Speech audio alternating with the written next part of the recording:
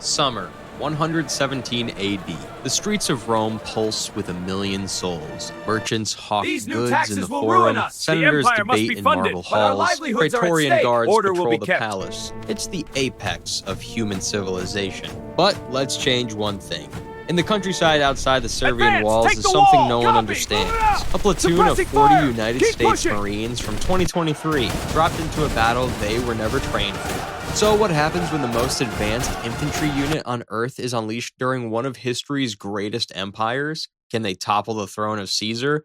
Or is it just one platoon against an entire empire? First, let's see what we just dropped into ancient Italy. These aren't just soldiers, they're Marines, each one carrying an M4 carbine that can drop a man at 500 meters. That's 5 times the range of a Roman archer on his best day. Every Marine packs 300 rounds of 5.56 millimeter ammunition, fragmentation grenades that turn crowds into casualties, and night vision goggles that make darkness their ally. Some carry M240 machine guns that spit death at 800 meters. Others have shoulder-fired rockets that can punch through any wall Rome ever built. They're wrapped in Kevlar armor designed to stop bullets, meaning Roman swords and arrows might as well be toothpicks. They've got encrypted radios for instant coordination, GPS units, and medical kits with tourniquets and antibiotics that would seem like magic to Roman physicians. But Emperor Trajan's forces are nothing to laugh at either. Rome commands 10,000 soldiers in the capital alone. The Praetorian Guard, made up of 5,000 elite warriors in segmented armor, would die before letting anyone near their emperor. They carry the gladius sword for close combat, heavy javelins called pilum that can pierce shields,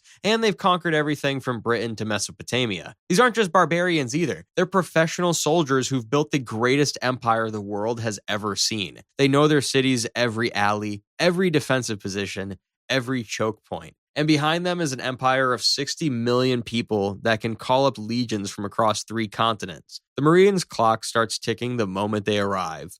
Phase 1, First Contact.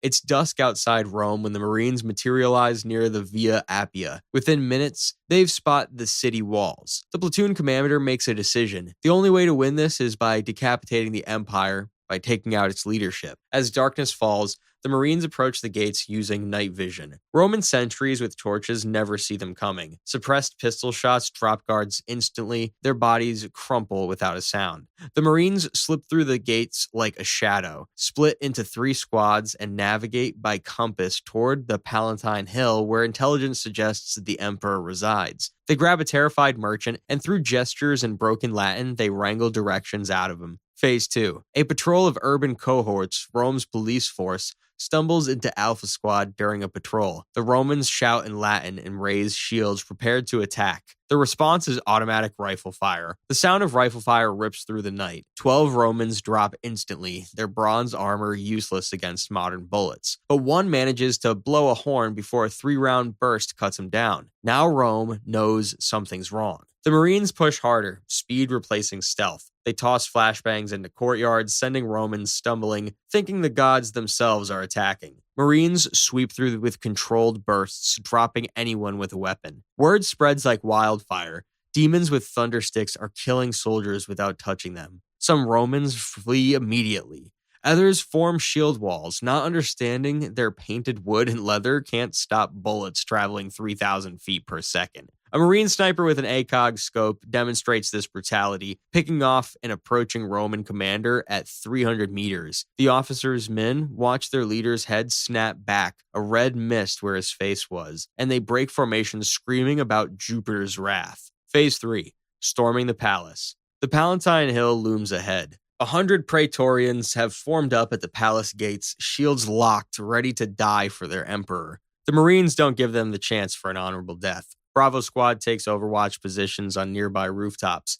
Alpha circles to a servant's entrance. Over the radio, a countdown reaches 0 and they strike simultaneously. C4 detonates at the side gate, and ancient masonry explodes into dust and rubble. As Praetorians turn toward the blast, an M240 machine gun opens up from the rooftop. Tracer rounds draw lines of death through the night, and a 40mm grenade launcher starts walking explosions through their formation. It's not so much a battle as it is a massacre. Praetorians trained to fight with sword and shield are torn apart by weapons that kill from beyond javelin range. Some brave souls charge forward, only to meet the same rifle fire before they get past shouting distance. Their famous discipline breaks. The survivors flee, leaving purple capes and segmented armor scattered across the cobble streets. The Marines storm the palace. Every marble hallway becomes a killing field. Night vision turns darkness into their domain while Romans stumble with oil lamps. They find Emperor Trajan in his throne room, the most powerful man in the ancient world, surrounded by the last of his last guards. A brief standoff.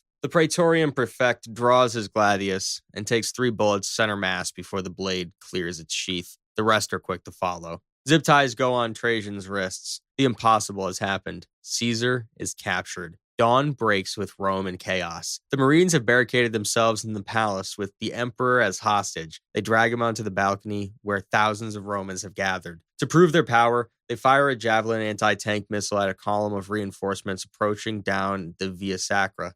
The rocket screams out trailing smoke, and where 50 soldiers stood, now only a crater and body parts remain. The psychological effect is devastating. Romans think they're facing gods or demons. Some drop weapons and flee, others fall to their knees praying. But Rome has survived 1,000 years by being tough. More legions arrive every hour. The urban cohorts regroup. Even some brave armed citizens join the fight. Even with their leader captured, it's still thousands of angry Romans versus 40 exhausted Marines who are down to the last magazines. Phase 4, the last stand. The Romans attack from everywhere at once. They scale walls with ladders, rush doorways in waves, even try tunneling under the palace. Doorways become kill zones, and bodies pile up 3 deep as Marines at every entrance burn through their last bits of ammunition. In the stairwells, attackers have to climb over their own dead to make any progress forward. But the math is inevitable. One Marine runs dry after another. They're down to 30 effectives, then 20, then a dozen.